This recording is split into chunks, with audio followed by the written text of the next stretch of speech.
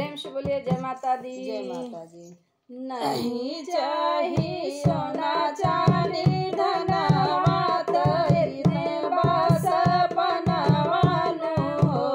मैया मोरी राखी ले तू अपने शरणवा बनाई के लालनवानु हो। मैया मोरी राखी ले तू अपने शरणवा बनाई के लालनवानु हो। नहीं चाहे सोना चांदी धनवा तोरे बस पनवानु हो। मैया मोरी राखी ले तू अपने शरणवा बनाई के लालनवा बनाई के लालनवानु हो।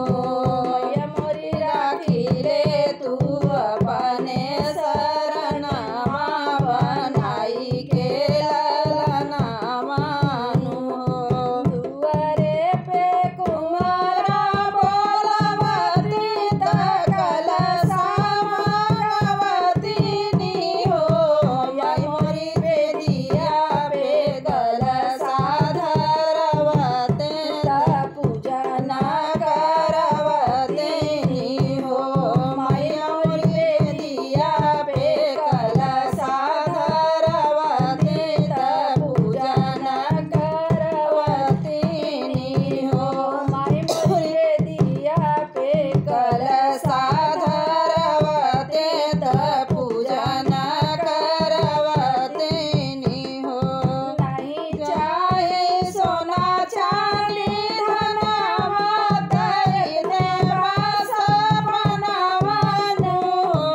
मैया मोरी राखी ले तू अपने शरणवा बनाई के लालनवानु हो। मैया मोरी राखी ले तू अपने शरणवा बनाई के लालनवानु हो। दुआरे से गैया बोलवते दूधवा बनवतीनी हो। मैया मोरी दूधवा के घियाना बनवते ज्योतिया जलवतेनी हो।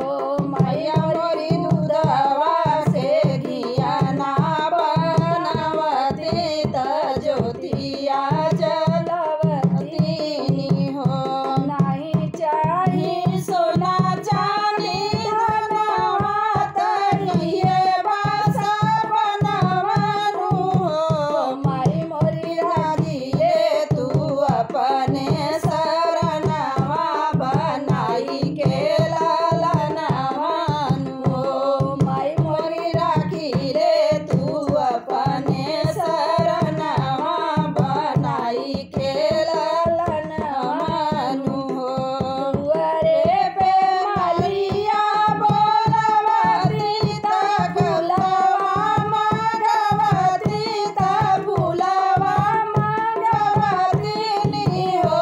माई मोरे गजला फूलवा के गजला बनवती तोहके चढ़वतीनी हो।